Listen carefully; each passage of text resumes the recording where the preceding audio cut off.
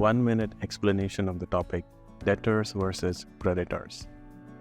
Debtors are individuals or legal entities that owe money to someone.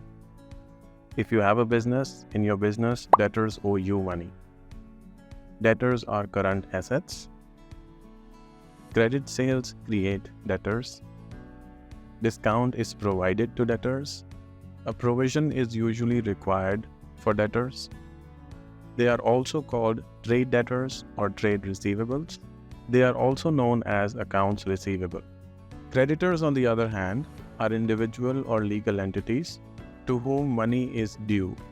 If you have a business, your business owes money to creditors. Creditors are current liabilities for the business.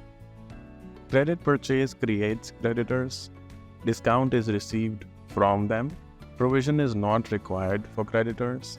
They are also called trade creditors or trade payables. In a collection, they are called accounts payable. Let us explain this with the help of an example. Let's say Toyota sells products worth 50,000 to Suzuki on credit. Now Toyota gives 30 days to Suzuki for the payment. In this case, Suzuki is a debtor for Toyota. So Toyota has to receive money. If Toyota receives 50,000 within the agreed 30 days period, the invoice is marked as paid.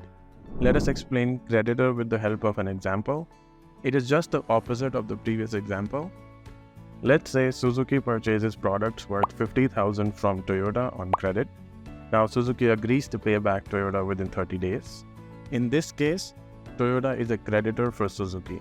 So Suzuki has to pay back to Toyota. If Suzuki pays 50,000 within the agreed 30-day period, the debt is settled.